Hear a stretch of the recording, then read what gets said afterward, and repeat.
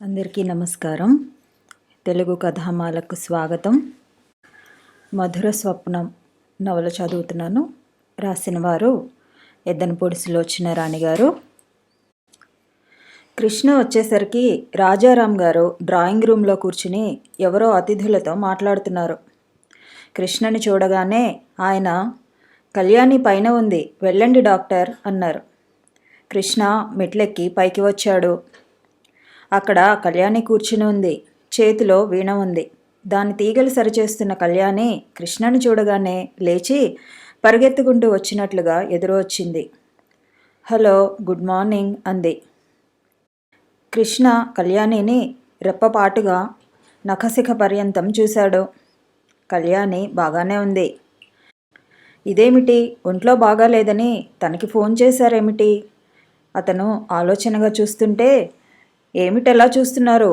కృష్ణని దబాయిస్తున్నట్లుగా అడిగింది. ఏం లేదు, మీరు అతను నసిగాడు. ఏమిటి నేను? అయినా ఇదేమిటి, ఫోన్ అయినా చేయకుండా ఉదయమే వేంచేశారు?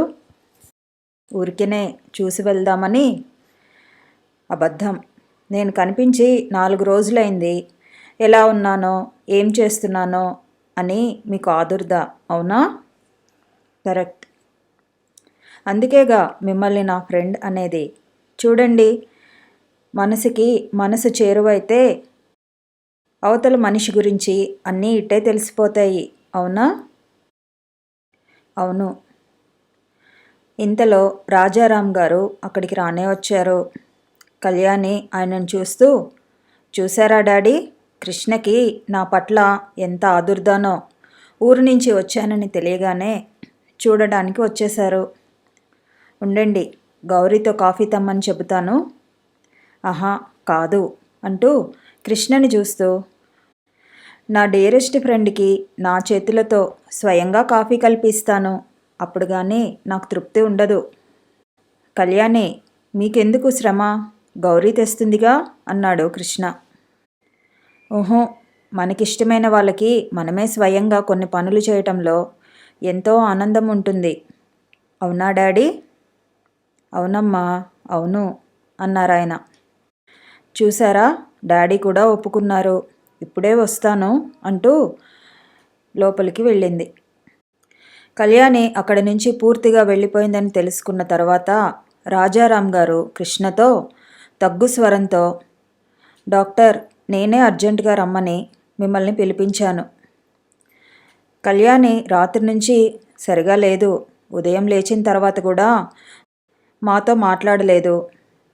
మేం రాత్రి మద్రాసు నుంచి వచ్చాం కదా, వచ్చినప్పటి నుంచి మూగగా పరధ్యాసగా అలాగే కూర్చుంది. అందుకే నాకు భయం వేసింది. అక్కడ ఏమైనా జరిగిందా? ఏం జరగలేదు.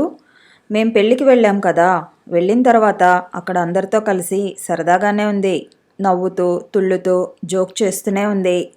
తీరా పెళ్లి జరుగుతుండగా, అంటే సరిగ్గా మంగళసూత్ర ధారణ జరుగుతుండగా ఏమనుకుందో ఏమో, పెళ్లి పందిరిలో నుంచి చటాలన లేచి వెళ్ళిపోయింది.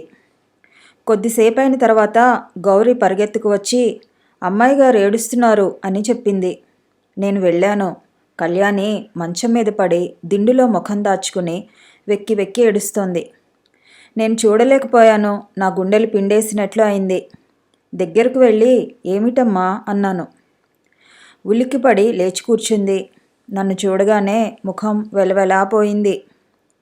గభాలన కళ్ళు తుడుచుకుంటూ, అబ్బే ఏం లేదు డాడీ, ఏం లేదు అంది. నా దగ్గర దాస్తున్నావు కదూ అన్నాను నిష్ఠూరంగా. లేదు డాడీ, లేదు, ప్లీజ్, మీరు నన్ను వేరుగా అర్థం చేసుకోకండి అంది. గభాలన లేచి వెళ్ళి ముఖం కడుక్కుని వచ్చింది. మనిషి నలిగిపోయినట్లుగా ముఖం వాడిపోయింది. నాతో ఎప్పటిలా నవ్వుతూ మాట్లాడింది. ఇంతలో ఇంకో సంఘటన జరిగింది. ఆ పెళ్ళికి నా చిన్నప్పటి స్నేహితుడు రంగనాథం అని మిలిటరీలో మేజర్గా చేసి రిటైర్ అయ్యాడు. వాడికి ఒకే ఒక కొడుకు. ఆ కుర్రాడు ఢిల్లీలో వ్యాపారం చేస్తున్నాడు. చాలా అందంగా ఉంటాడు. పేరు వాసు. రంగనాథం నేను ఎప్పుడో వాసుకి కళ్యాణికి పెళ్లి చేయాలని అనుకున్నాం. రంగనాథం ఎంతో సంతోషంగా, కళ్యాణిని నా కోడలుగా చేసుకుంటానురా అన్నాడు. కళ్యాణి అప్పటి వరకు వాసుతో బాగానే మాట్లాడింది. ఈ మాట వినగానే చరాలను అక్కడి నుంచి లేచి వెళ్ళిపోయింది. గదిలోకి వెళ్ళి బట్టలు సర్దుకొని ఇంటికి వెళ్ళిపోదాం డాడీ అంది. కళ్యాణి ఇక ఒక్క క్షణం కూడా అక్కడ ఉండటానికి ఇష్టపడలేదు.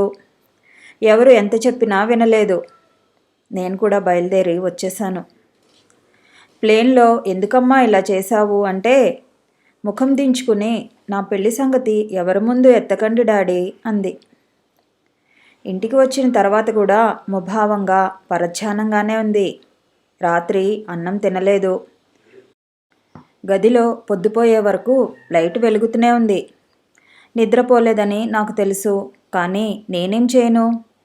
మనసు విప్పి నాకేమీ చెప్పదయ్యే అన్నారాయన బాధగా. మీరు ఆదుర్దా పడకండి. కళ్యాణి మనసులో ఏముందో, ఆమెను వేధించే ఆ సమస్య ఏమిటో తెలుసుకొని మీకు తెలియజెప్పే బాధ్యత నాది, సరేనా? Thank you doctor, thank you. నేను అనుకున్నట్టే జరిగింది. మీరు వస్తే కళ్యాణి మామూలుగా అవుతుందేమో అనిపించింది. అందుకే ఫోన్ చేయించి పిలిపించాను. నా ఊహే కరెక్ట్ అయింది. మిమ్మల్ని చూడగానే ఆ స్తబ్దతలోంచి బయటికి వచ్చేసింది. ఇంతలో కళ్యాణి ట్రేలో స్వయంగా తనే 2 కప్పులతో కాఫీ తెచ్చి ఇచ్చింది. చూసారా, నా చేతులతో నేను స్వయంగా కాఫీ ఇచ్చేది ఇద్దరికి. ఒకరు మా డాడీ, మరొకరు మీరు అంది కృష్ణకి కాఫీ ఇస్తూ. థ్యాంక్ యూ అన్నాడు అతను. కళ్యాణి తనకి అంత విలువ ఇస్తోంది అంటే అతని మనసు ఆమె పట్ల కృతజ్ఞతగా అయింది. చెప్పలేని భావం ఏదో గొంతుకలో అడ్డుపడ్డట్టే అయింది. నేనేమంటానో తెలుసా డాక్టర్ అన్నారు రాజారాం గారు. ఏమంటారు? నేను అదృష్టవంతుడిని అంటాను. ఎందుకంటే నా కళ్యాణికి నాలా చూసే మరో తోడు దొరికింది. ఇక నాకు నిశ్చింత. కృష్ణ క్లినిక్లో పేషెంట్స్ని చూస్తున్నాడు.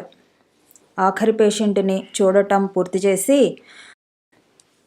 అతను వాష్ బేసిన్లో చేతులు కడుక్కొని టవల్తో చేతులు తుడుచుకుంటూ ఎందుకో గది పక్కగా వరండాలోకి వచ్చాడు. అక్కడ కళ్యాణి నిలబడి ఉంది. కృష్ణ కళ్యాణిని చూడగానే చకితుడైనట్టుగా, అరే, మీరు వచ్చి ఎంతసేపు అయింది? నాకు చెప్పనే లేదే అన్నాడు. నేనే మీ కాంపౌండర్తో చెప్పవద్దని అన్నాను. మీరు పేషెంట్స్ని చూస్తున్నారు. వారిని చూసేటప్పుడు మీ ఏకాగ్రతని భంగపరచడం నాకు ఇష్టం లేకపోయింది. ఎందుకో తెలుసా? నేను చిన్నప్పుడు మా అమ్మతో గుడికి వెళ్ళేదాన్ని. ఆ ఆవరణలో అడుగెట్టిన క్షణం నుంచి అమ్మ మిగతా ప్రపంచం మర్చిపోయినట్టుగా ప్రవర్తించేది. దేవుడి పట్ల ఆవిడ ఆరాధన, ఏకాగ్రత ఆ చిన్న వయసులో నాకు అర్థం అయ్యేవి కావు. అమ్మని అనవసరంగా మాట్లాడి విసిగించేదాన్ని. ఆవిడ ఛాస నా మీదనే ఉండాలి అనిపించేది. నన్ను మర్చిపోయినట్లు ఆవిడ దేవుడి వైపు చూడటం సహించేదాన్ని కాను. కానీ ఇప్పుడు బాగా తెలుసుకున్నాను. నాకెందుకో మీ క్లినిక్లో అడుగుపెట్టగానే ఆ గుడి వాతావరణమే గుర్తుకు వస్తుంది. పేషెంట్స్ మీద మీరు చూపే శ్రద్ధని భంగపరిస్తే నాకు పాపం వస్తుందనిపించింది. అతను కళ్యాణి చెప్పినది శ్రద్ధగా విన్నాడు. తర్వాత చిరునవ్వుతో, ఏమిటి కళ్యాణి ఆ మాటలు?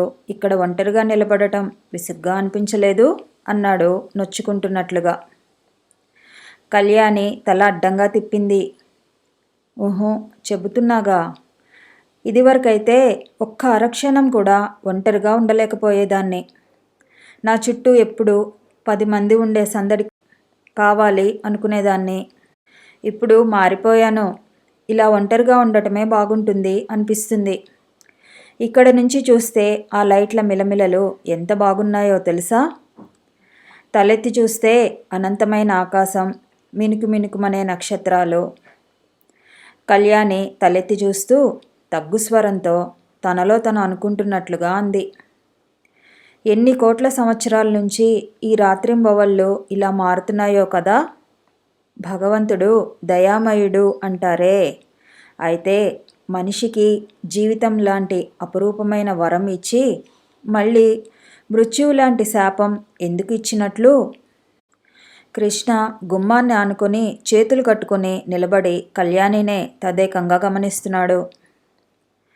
మనుషులు వయసుకు మించి మాట్లాడుతున్నారంటే వాళ్ళు గొప్ప అనుభవం ఏదైనా పొంది ఉండాలి సుమా. గొప్ప అనుభవమా? కాదు, భయంకరమైన అనుభవం అనండి. అలాంటిది ఏదైనా జరిగిందా కళ్యాణి? కళ్యాణి గభాలను తిరిగి చూసింది. తనని తాను నిలవరించుకుంటున్నట్టుగా నాకేం జరగలేదు అంది. మరి ఈ వైరాగ్యానికి కారణం? వైరాగ్యమా? నాకేనా? ముఖం ఎత్తి నవ్వింది. బాగుంది, నాకేం వైరాగ్యం? అసలు నాకెందుకు వైరాగ్యం? నాకేం తక్కువ అని? నేను అప్పుడప్పుడు ఏదేదో మాట్లాడేస్తుంటాను, పుస్తకాలు ఎక్కువ చదువుతానులేండి, అందుకని కణత దగ్గర చూపుడు వేలు పెట్టి చూపిస్తూ అంది. ఇక్కడ అప్పుడప్పుడు పురుగు తొలుస్తూ ఉంటుంది. ఇదేమిటి నన్ను ఇక్కడే నిలబెట్టి మాట్లాడేస్తున్నారు? అతను కూడా నవ్వేశాడు. నేను మాట్లాడటం లేదు, మీరు చెప్పినది వింటున్నాను. విని విని బోరు కొట్టడం లేదు మీకు? ఓహో, ఎందుకని? మీలో ఏదో తపన, ఒంటరితనం కనిపిస్తున్నాయి. వాటికి కారణం ఏమిటా అని ఆలోచిస్తున్నాను. చూసారా, నా మాటలకి డాడీలాగానే మీరు కూడా కంగారు పడిపోతున్నారు. లేదు, నాకు చిన్నప్పుడు వస కాస్త ఎక్కువ పోసారులేండి, అందుకని ఎక్కువగా మాట్లాడడం అలవాటైంది. ఇద్దరూ లోపలికి వచ్చారు. కళ్యాణి లోపలికి వచ్చి అతని టేబుల్ దగ్గర కూర్చుంది. ఇంతకీ నన్నెందుకు ఇక్కడికి రమ్మనమని ఫోన్ చేశారు? ఊరికేనే, అతను టైం చూసుకుంటూ అన్నాడు. మీరు ఊరికే ఏ పని చేయరని నాకు తెలుసు. కృష్ణ నవ్వాడు. అతని కళ్ళు గుమ్మం వైపు ఎవరి రాక కోసమో ఎదురు చూస్తున్నట్లుగా మాటికి మళ్ళుతున్నాయి. ఇంతలో ఒక వ్యక్తి లోపలికి రానే వచ్చాడు. నడివయసు దాటి బట్టతల, పొట్టిగా ఎర్రగా ఉన్న ఆయన, నేను లేటా అంటూ లోపలికి వచ్చాడు. కృష్ణ ఆయనను చూడగానే సగౌరవంగా లేచి వెళ్తూ, నో సార్, 2 నిమిషాలు మాత్రమే లేటు అంటూ కళ్యాణిని చూపిస్తూ, ఈమె కళ్యాణి అంటూ, కళ్యాణి, వీరు రజనీకాంతరావు గారు, లయన్స్ క్లబ్ సెక్రటరీ అంటూ పరిచయం చేశాడు. నమస్తే అంది Kalyani. Glad to meet you my child అన్నారాయన వచ్చి కూర్చుంటూ. కృష్ణ చెప్పాడు, కళ్యాణి, నువ్వు వీళ్ళ బీద విద్యార్థుల సహాయార్థం విరాళాలు పోగు చేసేందుకు డ్యాన్స్ ప్రోగ్రాం ఇవ్వాలిట. అది నన్ను అడగమని 2 నెలల నుంచి చెబుతున్నారు అన్నాడు. తప్పకుండా, నా జీవితమే వాటికి అంకితం. మీరు వయసులో ఉన్నారు, మీ మూలంగా ఇలాంటి ఉపకారాలు ఎన్నో జరగాలి. అందరూ మిమ్మల్ని చల్లగా ఉండమని దీవిస్తారు. ఎవరి దీవెనలు నాకు అవసరం లేదు doctor. Of course you are very very lucky. Kalyani పెదవుల మీద విరక్తి నిండిన చిరునవ్వు కదిలింది. అదృష్టానికి నిర్వచనం నేనే అయితే అలాంటి అదృష్టం ఎవరికీ వద్దంటాను. అదేం మాట? అదృష్టం అంటే ఏమిటి చెప్పండి? కళ్యాణి నిలదీసింది. మనకి కావలసినవన్నీ పొందటం. నాకు కావలసింది నేను పొందలేకపోయాను. కళ్యాణి కళ్ళు విషాదంగా అయినాయి. జీవితం నుంచి నేను నేర్చుకున్నదేమిటంటే, మనం కోరుకున్నది, ఆశించినదేది జీవితం ఇవ్వదు. జీవితం దయతలచి ఇచ్చిన దానిని మనం మాట్లాడకుండా స్వీకరించాలి, అంతే. కళ్యాణి, కృష్ణ ఆతృతగా చూశాడు. ఓ, నా మాటలు మిమ్మల్ని కంగారు పెట్టేస్తున్నాయా? చెబుతున్నానుగా, నాకు ఈ మధ్య వాచాలత్వం ఎక్కువైందని. మీకు డ్యాన్స్ ప్రోగ్రాం ఏ నెలలో కావాలో చెప్పండి అంది. రజనీకాంతరావు గారు చెప్పారు. ఆయన కళ్యాణి మాటలలో పడ్డారు. ఆయన మంచి హాస్యప్రియుడు. ఆయన చలోక్తులకి కళ్యాణి విరగబడి నవ్వుతోంది. కృష్ణ ఎక్కువగా సంభాషణలో పాల్గొనలేదు. నవ్వుతున్న కళ్యాణినే గమనిస్తున్నాడు. కొద్దిసేపైన తర్వాత రజనీకాంతరావు గారు వెళ్ళటానికి లేచారు. ఆయన మరోసారి కళ్యాణికి కృతజ్ఞతలు తెలియజేశారు.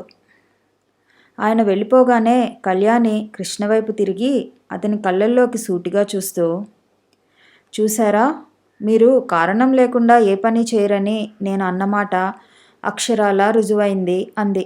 ఏమిటి? ఈ రజనీకాంతరావు గారు డ్యాన్స్ ప్రోగ్రాం ఇవ్వాలని నన్ను అడగమని మిమ్మల్ని ఒత్తిడి చేశాడు.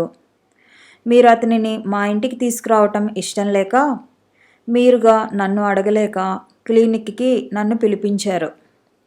అదే సమయానికి ఆయనని రమ్మన్నారు. అవునా? అవును కళ్యాణి. మీరు భలే వారండి. మాట మాత్రం నాతో చెప్పేస్తే పోయేదిగా. ఈ మాత్రం దానికి ఇంత శ్రమ పడాలా? మీ మాట కాదని నేనెప్పుడైనా అనగలనా? ఇంకెప్పుడు ఇలా చేయకండి. స్నేహితులు అని నమ్మిన వాళ్ళు ఇలా పరాయి వాళ్ళలా ప్రవర్తిస్తే నేను భరించలేను. నాకు చాలా కోపం వస్తుంది. ఇంకా ఏ విషయాలకి మీకు కోపం వస్తుంది? అతను చిరునవ్వుతో అడిగాడు. నన్ను నమ్మించి ఎవరైనా మోసం చేస్తే నాకు పిచ్చి ఎక్కినంత కోపం వస్తుంది. అలా ఇప్పటి వరకు ఎవరైనా చేశారా? పరధ్యాసగా అంది. నేను నమ్మాను, ఎంతో ఆశపడ్డాను. కానీ కానీ అతను ఆతృతగా అడిగాడు. ఊహించలేని నమ్మక ద్రోహం జరిగింది నాకు. తట్టుకోలేక విలవిలలాడాను. పిచ్చి ఎక్కిపోతుందేమో అన్నంత వెర్రిదానినయ్యాను. నా కాళ్ళ కింద భూమే కదిలిపోయినట్టయింది. ఒక్కసారి ఆ ఆశాభంగం భరించలేక నా చేతులతో నేనే నా మెడని నులుముకొని చంపుకోవాలని అనుకున్నాను. కానీ డాడీ? కళ్యాణి 2 చేతులు గుప్పెళ్ళుగా మూసుకుని తెరుచుకుంటున్నాయి. వాటి వంక అయోమయంగా చూస్తూ నిలబడిపోయింది. డాడీ కోసం బ్రతికాను. ఓ గాడ్, నా బాధ పగవాళ్ళకు కూడా వద్దు. గుప్పెట్టుతో కళ్ళు మూసుకుంటూ అంది. ఎవరు కళ్యాణి? ఎవరు నిన్నింత బాధకి గురిచేసింది? అతను ఆవేశం అణుచుకుంటూ అడిగాడు. ఎవరా? తెలుసుకుని మీరేం చేస్తారు? ఏం చేస్తానా? వాళ్ళ పీక నులిమేస్తాను. కళ్యాణి పెదవుల మీద చిరునవ్వు మెదలింది. మీరు ఏం చేయలేరు. ఎందుకంటే అలా తలబడే శక్తి మీకు లేదు. ఏదైనా చేయగలిగితే డాడీయే చేసేవారు. అందుకే డాడీకి కూడా నేను చెప్పలేదు. చెప్పను కూడా. ఆయన నిస్సహాయత ఆయనకి తెలియటం నాకు ఇష్టం లేదు. కళ్యాణి, నిన్నింత బాధకి గురిచేసిన వాళ్ళని నిలువునా చీరేయాలనిపిస్తోంది. Relax my friend, relax. డాక్టర్లకి ఆవేశం ఎప్పుడూ పనికిరాదు. మీరు నన్ను చాలా వాగించేస్తున్నారు సుమా అంది. పద కళ్యాణి, ఇంటి దగ్గర దించుతాను అన్నాడతను లేస్తూ. కళ్యాణి లేచింది. ఇద్దరూ వెళ్ళారు. కారు స్టార్ట్ అయి వెళ్తుండగా ఇంతలో ఫోన్ మోగింది. కాంపౌండర్ తీశాడు. రాధ ఫోన్ చేసింది. డాక్టర్ గారు లేరమ్మా, కళ్యాణమ్మ గారితో కలిసి ఇప్పుడే వెళ్ళారు అని చెప్పాడు. రాధ ఫోన్ పెట్టేసిన చప్పుడు అయింది. రాధకి ఒంట్లో నలతగా ఉంటుంది. 2 రోజుల నుంచి ఉదయం పూట లేవగానే వాంతులు అవుతున్నాయి. రాధకి నెల తప్పింది. అయినా తనకి తాను దృఢ నిశ్చయం చేసుకోవాలంటే మళ్ళీ కాదేమోనని భయం. ఈసారి ఆశాభంగాల్ని అసలు సహించలేదేమో అనిపిస్తుంది. ఒకసారి కృష్ణకి చెబుదామా అనిపించేది. మళ్ళీ అంతలోనే సంశయం కలిగేది. ఇదివరకు అయితే తనకి ఎంతో ఏకాంతం దొరికేది. ఉదయం వేళ కాఫీ ఇచ్చేటప్పుడు, మధ్యాహ్నం కలిసి భోజనం చేసేటప్పుడు, రాత్రి వేళ ఎన్నో కబుర్లు చెప్పుకునేవారు. ఇప్పుడు అతనికి ఆ తీరుబడే లేదు. ఉదయం రాధ అతనికి కాఫీ ఇచ్చే అవకాశమే లేదు. అతను లేవగానే వంట మనిషి తెచ్చి ఇచ్చేస్తుంది. ఒకసారి రాధ వచ్చి వంట ఇంట్లో కలపబోతుంటే ఆమె రాధ చేతుల్లోంచి కప్పులు లాగేసుకుంది. మీరిలా పనులు చేసుకుంటే ఇక ఈ ఇంట్లో మేమెందుకమ్మా? అయ్యగారు మమ్మల్ని ఎంతో అభిమానంగా చూసుకుంటారు. మేం కూడా వారిని అలాగే చూసుకోవాలి. మీరు అయ్యగారి దగ్గర కూర్చుని కబుర్లు చెప్తూ ఉండండి. నేను కాఫీ తెచ్చేస్తాను అంది. రాధ కాదనలేకపోయింది. యువతలికి వచ్చేసింది. కృష్ణ దగ్గర కూర్చునేది కానీ ఏం లాభం? అతను ఫోన్ గనగనతోనే లేస్తాడయ్యే. ఏమండి అంటూ ఏదో చెప్పబోతుంటే క్షణమాగు అన్నట్లు చూసి ఫోన్ తీస్తాడు. కాఫీలో పంచదార ఎక్కువైంది తక్కువైంది కూడా తెలుసుకుని చెప్పే వ్యవధి అతనికి ఉండదు. రాధకి ఇదివరకు సంతోషం కలిగినా బాధ కలిగినా అతనితో కలిసి పంచుకోవటం అలవాటుగా ఉండేది. ఇప్పుడు ఆ రెండూ ఒంటరిగా తనే అనుభవించాల్సి వస్తోంది. కృష్ణ జీవితం మరీ అంతా పరాయి వాళ్ళకే అంకితం అయిపోతోంది. కృష్ణ రోగులకి సేవ చేయటం రాధకిష్టమే, కానీ ఆయనలో రాధని మర్చిపోతున్నాడు. అది రాధకి చాలా బాధగా ఉంది. ఇదివరకైతే తన ముఖం కాస్త ముడుచుకుపోయి ఉంటే ఏమైంది చెప్పు, ఏమైంది అంటూ చెప్పే వరకు వదిలేవాడు కాదు. ఇప్పుడు 2 రోజుల పాటు జ్వరం కాసినా మందులిచ్చి వెళ్ళిపోతాడే తప్ప దగ్గర కూర్చోడు. రాధ అతనిని అర్థం చేసుకోవడానికే శతవిధాలా ప్రయత్నిస్తోంది. రాధ మురళీ భార్య వెళ్ళే లేడీ డాక్టర్ దగ్గరికి వెళ్ళి పరీక్ష చేయించుకుంది. ఆవిడ రాధని పరీక్ష చేసి నెల తప్పిందని ఖాయం చేసింది. రాధ ఆనందానికి హద్దులేదు. మనసు అసంతృప్తిని బాధని మరచి పురివిప్పిన నెమలిలా అయిపోయింది. ఆటోలో ఇంటికి వస్తుంటే రాధకి ఈ ప్రపంచం ఎంతో అందంగా కనిపించింది. రాధకి మనసు అంతా పులకరించిపోతోంది. తనకి ఇక పిల్లలు పుట్టరేమోనని భయపడి దిగులు పడిన క్షణాలు కూడా ఉన్నాయి.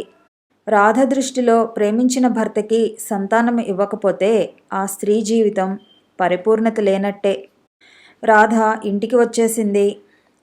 రాధకి ఎన్నో రోజుల తర్వాత ఆ ఇల్లు ఆ పరిసరాలు ఆనందంగా అనిపించాయి. తన ఒంటరితనం తొలగిపోయినట్టుగా అనిపించింది. గదిలో గోడ మీద క్యాలెండరు నవ్వుతూ కనిపిస్తుంటే పట్టలేని ఆనందంతో ఆ క్యాలెండర్ దగ్గరికి వెళ్ళి ఆ పాప బుగ్గ మీద గట్టిగా ముద్దు పెట్టుకుంది. కృష్ణకి ఆ డాక్టర్ దగ్గర నుంచే ఫోన్ చేసింది. అతను హాస్పిటల్లో ఉన్నాడన్నారు. రాధ మళ్ళీ ప్రయత్నం చేసింది. క్లినిక్ నెంబరు ఎంగేజ్ వచ్చింది. చెప్పులేసుకుని మళ్ళీ అంతలోకే ఆగిపోయింది.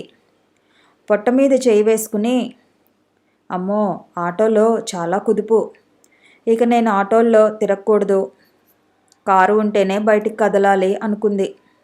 రాధ మళ్ళీ ఫోన్ చేసింది. ఈసారి కృష్ణ పలికాడు. ఏమండి అంది. ఏమిటి రాధ అన్నాడు. మీరు ఉన్నపళంగా ఇంటికి రావాలి. ఇప్పుడా? పేషెంట్స్ ఉన్నారు రాధ. ఏమిటసలు ఏమైంది? ఎందుకు చెప్పు. మీకు శుభవార్త చెబుతానండి. శుభవార్త ఏమిటి? మొన్న పుట్టిన పిచ్చుక పిల్లలు ఎగురుతున్నాయా? ఇదివరకు ఇలాగే శుభవార్త చప్పున రండి అంటే పరిగెత్తుకు వెళ్తే తీరా కుక్క పిల్లలు పెట్టిన సంగతి చెప్పేది. కాదండి, అన్నింటికంటే శుభవార్త. రాధకి సంతోషంతో సరిగ్గా మాట కూడా రావటం లేదు. అబ్బా చెప్పరాదు, ఇక్కడ పేషెంట్స్ చాలామంది ఉన్నారు. వారిని చూడటం త్వరగా ముగించి వచ్చేయండి. సరే, మర్చిపోరుగా. నేను మర్చిపోతే నువ్వు ఫోన్ చేసి గుర్తు చేయబోయ్ అంటూనే అతను ఫోన్ పెట్టేశాడు. రాధ కుర్చీలో కూర్చుంది. రాధ కళ్ళు కలల పువ్వుల్లా ఉన్నాయి. కృష్ణ ఈ వార్త వినగానే ఎంత ఆనందం పొందుతాడో రాధకి తెలుసు. రాధ చెంపకి చేయి ఆనించుకుని కూర్చుంది. కొల్లేరులో ఆ రోజు యాక్సిడెంట్కి గురి అయిన శిశువును పోగొట్టుకున్నప్పుడు కృష్ణ ఎంత బాధపడ్డాడు, తనని ఎంత బాగా చూశాడు. పిల్లలు పుట్టలేదనే బాధ అతనికి కూడా ఉందని తనకి తెలుసు. తను బయటపడే అంటుంది, అతను మాట్లాడాడు, అంతే తేడా. రాధ ఇల్లుని కలే చూసింది. తొందరలో ఇక్కడ చిన్న పాప తప్పటడుగులు, బోసినవ్వులు వినిపిస్తాయి. పిల్లలు లేని ఇల్లు నిశ్శబ్దంగా ఉంటుంది. ఆ నిశ్శబ్దం మహాభయంకరమైనది. ఇంటికి, జీవితానికి సందడి తెచ్చేది పిల్లలే. పిల్లలు లేని జీవితం ఎడారి లాంటిదేనని రాధ భావం. కృష్ణ ఆఖరి పేషెంట్ని చూసేశాడు. అతని ఇంటికి బయలుదేరుతుండగా కాంపౌండర్ సేట్ గోవిందదాస్ గారు ఫోన్ చేశారు. ఆయనకి బీపీ ఫాల్ అయిందట, ఒకసారి వచ్చి చెకప్ చేయమని చెప్పారు అన్నాడు. కృష్ణ లేస్తూ, లేదు, నేను ఇంటికి త్వరగా వెళ్ళాలి, రేపు ఉదయం వచ్చి చూస్తానని చెప్పు.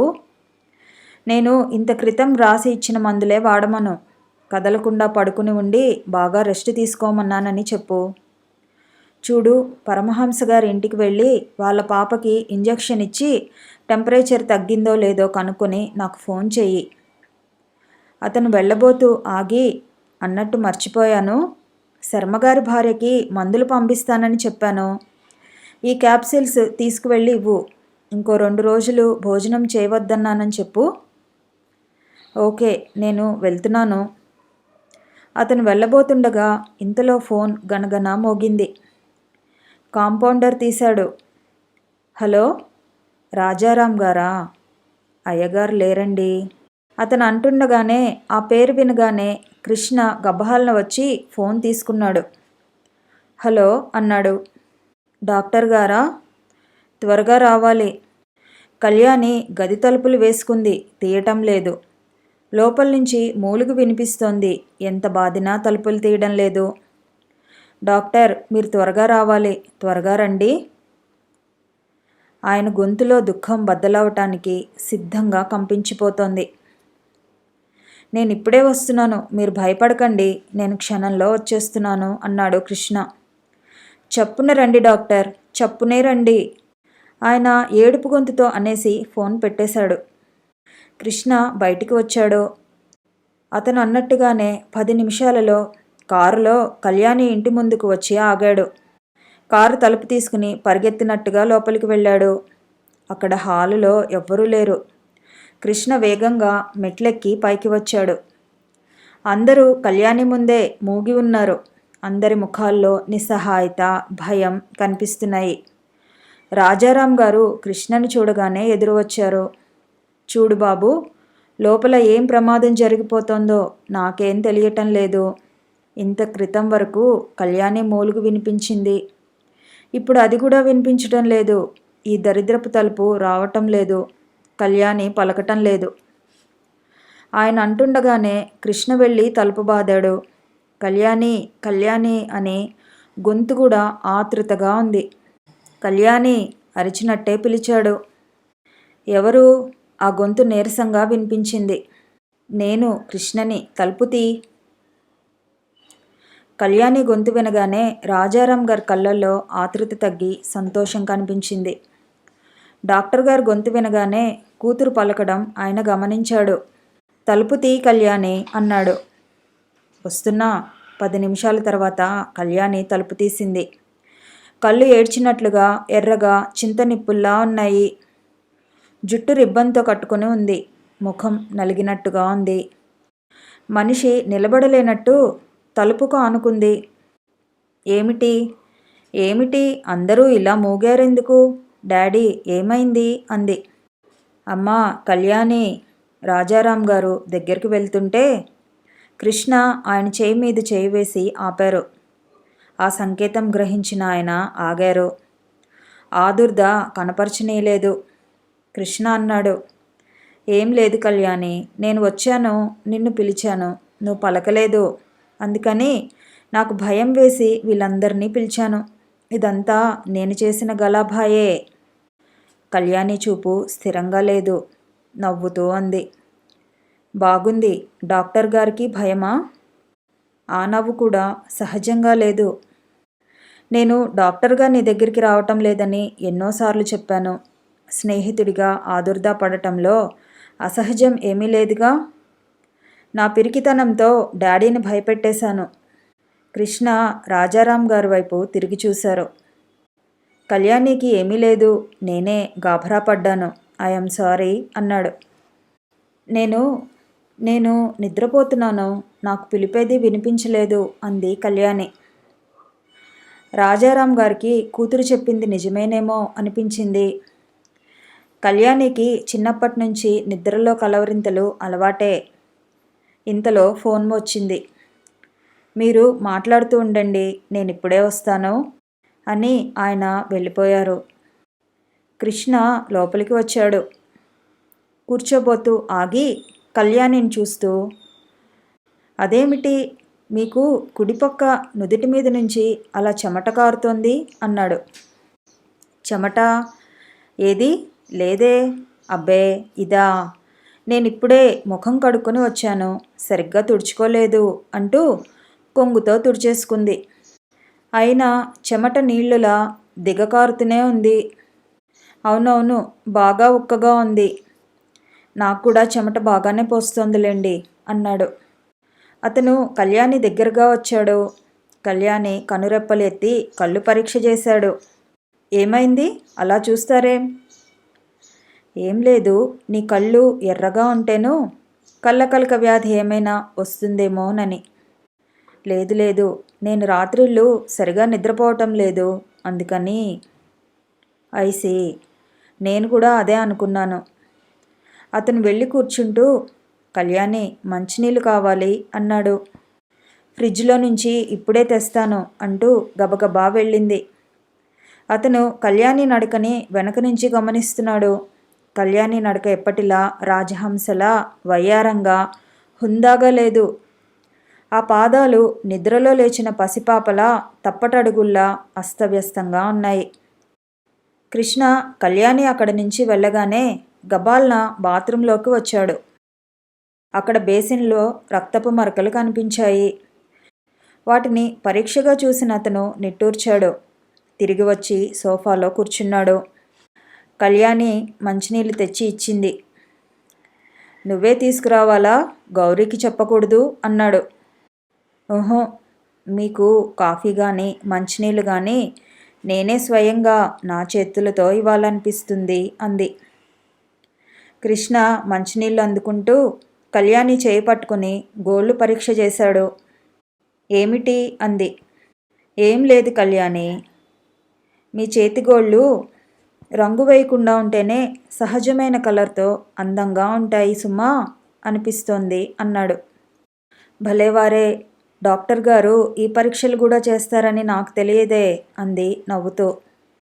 ఏం డాక్టర్ మనిషి కాదా? నేనేం చేయను? అందమైన ఆడపిల్ల చూపురుల దృష్టిని అయస్కాంతంలా అలా లాగేస్తుందనుకుంటా. అందమా? కళ్యాణి విరక్తిగా నవ్వింది. కృష్ణ, నన్ను చూస్తే మీకు ఏమనిపిస్తుంటుంది అని అడిగింది. చెప్పలేనంత అదృష్టవంతులని. ఏం మీకేం తక్కువ? అందం, ఐశ్వర్యం, కీర్తి ప్రతిష్టలు, మీ పాదాక్రాంతాలు, కంటికి రెప్పలా చూసుకునే తండ్రి, అన్నింటికీ మించి మీలాంటి మంచి ఫ్రెండ్, అవునా? కళ్యాణి విరగబడి నవ్వింది. అవును, నాకు చిన్న సందేహం. మీరు నాకు నిజంగా ఫ్రెండే అయితే ఒకసారి మీరు అని, ఇంకొకసారి నువ్వు అని ఈ భేదాలేమిటి? ఇందులో ఏది నిజం? మీరు అనే మర్యాద, నువ్వు అనే చనువా? రవ్వంతైనా తికమక పడకుండా చిరునవ్వుతో చూశాడతను. రెండూ నిజమే. రెండూ ఎలా సాధ్యం నిలదీసినట్టు అడిగింది. ఎందుకు సాధ్యం కాదు? మీలో ఇద్దరు వ్యక్తులున్నారు. ఒక వ్యక్తి అపురూపమైన కళా తపస్వి, డాన్సర్ కళ్యాణి. ఆమెని నేను మర్యాదతో మన్నిస్తాను. మరో కళ్యాణి పసిపిల్లలాంటి మనస్తత్వం కలది. ఆ కళ్యాణిని నేను చనువుతో చూస్తాను. స్నేహపూర్వకంగా నువ్వు అంటాను. నిజంగానా? నిజంగా. మీరు మాటల్లో మహా చతురులు సుమా. జాగ్రత్త. ఒక కళ్యాణికి మీరు దగ్గరవ్వాలని చూస్తున్నట్టున్నారు. రెండో కళ్యాణి కూడా మీకు దగ్గరవ్వాలని చూస్తోంది. నాకేం భయం లేదు. అప్పుడప్పుడు మిమ్మల్ని బాగా భయపెట్టాలనిపిస్తుంది. మీరు భయపడుతుంటే చూడాలనిపిస్తుంది. హతోస్మి అన్నాడతను. అతను అన్న ఆ తీరు చూసి కళ్యాణి విరగబడి నవ్వింది. ఇంతలో ఫోన్ మోగింది. కళ్యాణి అలా నవ్వుతూనే వెళ్ళి ఫోన్ తీసి హలో, కళ్యాణి స్పీకింగ్ అంది. అవతల నుంచి హలో అని వినిపించింది. ఎవరు కావాలి? డాక్టర్ గారు ఉన్నారా? ఉన్నారు. మీరెవరు? నేను వారి పేషెంట్ని. ఒక్క నిమిషం. కళ్యాణి ఫోన్ చేస్తూ కృష్ణ మీకే ఫోను అంది. కృష్ణ వచ్చి హలో అన్నాడు. ఒక్క నిమిషం ఎవరూ జవాబు చెప్పలేదు. అతను మళ్ళీ హలో అన్నాడు. అవతల నుంచి ఫోన్ డిస్కనెక్ట్ అయిన చప్పుడు వినిపించింది. కట్ అయింది అంటూ అతను పెట్టేశాడు. ఇంతలో రాజారాం గారు అక్కడికి వచ్చారు. అక్కడ మ్యూజిక్ వినిపిస్తోంది. కళ్యాణి నవ్వుతూ కృష్ణతో జోక్ చేస్తూ మాట్లాడుతోంది. నవ్వుతూ మామూలుగా ఉన్న కళ్యాణిని చూసిన తర్వాత ఆయన గుండెలు తేలిక పడినాయి. క్షణం క్రితం చూసిన కళ్యాణిలో విషాదం, నీరసం ఈ కళ్యాణిలో కనిపించడం లేదు. ఆయన కృష్ణ వైపు కృతజ్ఞతగా చూశారు. తదేకంగా చూసిన ఆ క్షణంలో ఆయనకి ఆ ఇద్దరు చూడముచ్చటైన జంటగా అనిపించారు. ఆయన కళ్ళల్లో కొత్త ఆశ ఏదో తలుక్కుమంది. కళ్యాణి కృష్ణని భోజనం చేయాలని పట్టుపట్టింది. కృష్ణ చేశాడు. భోజన సమయంలో కృష్ణ మాటలతో నవ్విస్తూ కళ్యాణి చేత తనే కొసరు వడ్డించి తినిపించాడు. రాజారాం గారు ఏమీ మాట్లాడలేదు. ఆయన ఆ ఇద్దరిని నవ్వుముఖంతో కళ్ళారా చూస్తున్నారు. కృష్ణ ప్రవర్తన, అతని సంస్కారం, అతని రూపం ఆయనకి తృప్తిగా అనిపించాయి. కళ్యాణి పక్కన అతని ఈడు జోడుగా ఉండటం ఆయన ఎప్పటినుంచో గమనిస్తూనే ఉన్నారు. ఇప్పుడు ఆ అభిప్రాయం ఇంకా ధృవపడింది. ఆయన ఆలోచనగా కూర్చుండిపోయారు. భోజనాలు అయిపోయినాయి.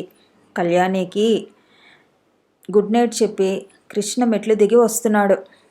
కింద హాలులో రాజారాం గారు అతని కోసమే వేచి చూస్తున్నట్టుగా కూర్చుని ఉన్నారు.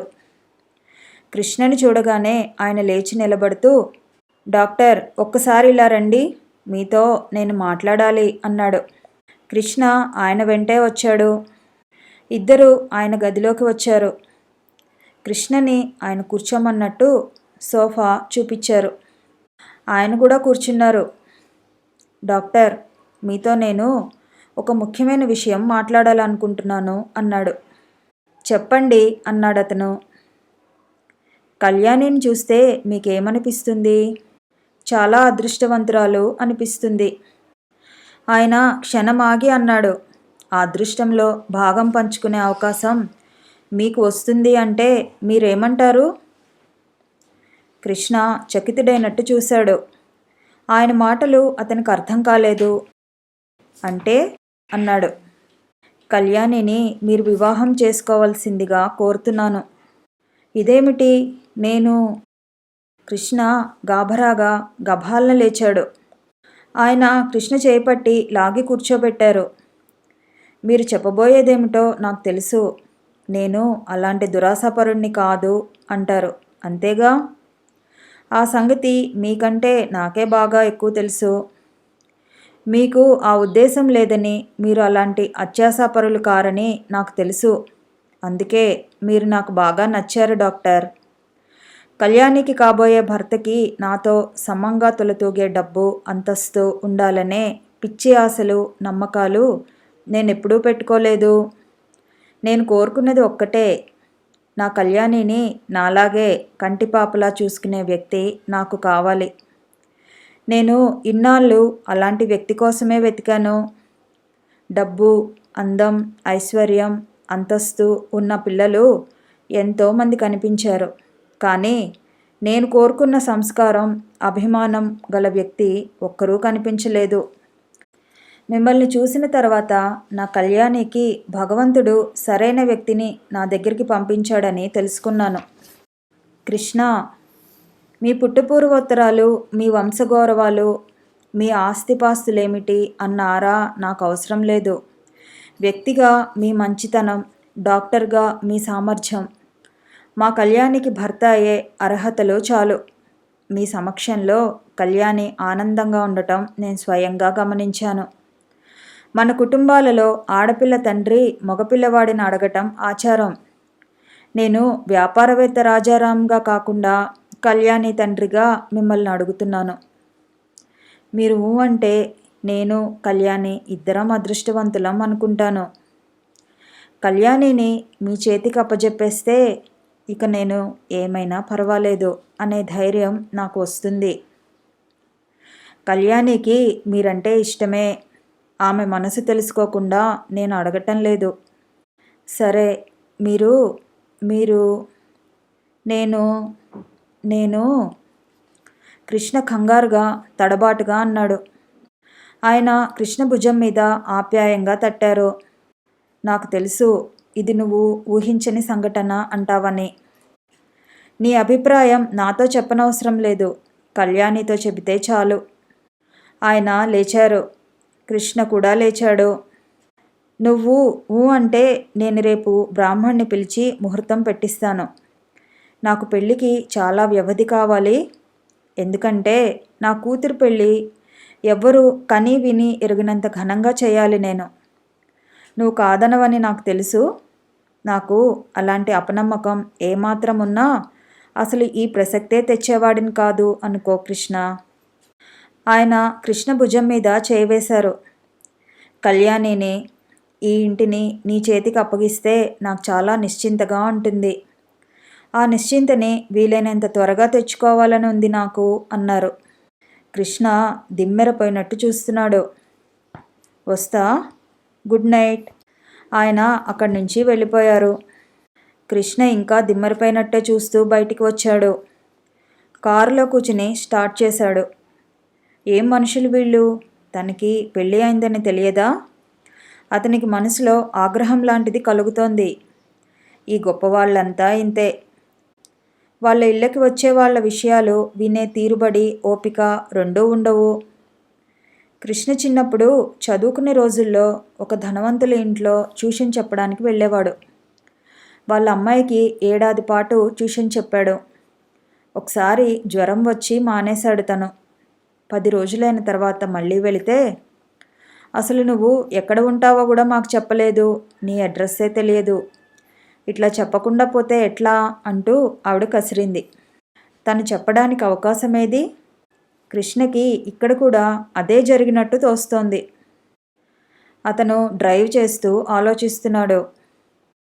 తనకి పెళ్లి కాలేదని రాజారాం గారు అనుకోవటం అతనికి ఘోరాతి ఘోరంగా కనిపిస్తోంది. అవును, ఆలోచిస్తే అందులో ఆయన తప్పేమీ లేదు అనిపిస్తోంది. ఒక్క రాజారాం గారే కాదు, చాలామందికి తనకి పెళ్ళి అయిన విషయమే తెలీదు. తన ఇంటికి ఎవరూ రారు. రాధ ఎక్కడికి తనతో రాదు. అతనికి హఠాత్తుగా రాధ మీద చాలా కోపం వచ్చింది. దీనికంతటికీ కారణం రాధ. ఎప్పుడు పార్టీలకి, ఫంక్షన్లకి తన వెంట రమ్మంటే సనుగుడు. అక్కడ అందరూ డ్రింక్ చేస్తారు. సాటి ఆడవాళ్లతో ఏం మాట్లాడాలో తెలియదు. రాధ అమాయకత్వం, రాధ కలుపుకోలేనితనం తనకిప్పుడు ఎంత అవస్థ తెచ్చిపెట్టిందో. రాజారాం గారికి తనకి పెళ్ళి అయిందని తెలిస్తే ఎంత షాక్ అనిపిస్తుందో. ఆ క్షణం ఎదుర్కోవాలంటే అతనికి వెరపుగా ఉంది. ఆయన ఎంత నమ్మకంగా, ఎంత ఆశతో, ఎంత ధైర్యంగా కళ్యాణిని చేసుకోమని అడిగాడు.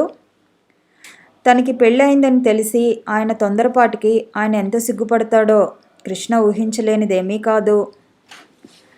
కళ్యాణిని తను పేషెంట్గానే చూశాడు. కృష్ణకి హఠాత్తుగా అర్థమైంది. కానీ తనని ఆయన డాక్టర్గా చూడలేదు. కూతురికి నచ్చిన వ్యక్తిగా గౌరవించాడు, అభిమానించాడు. అక్కడ వచ్చింది ఈ చిక్కు.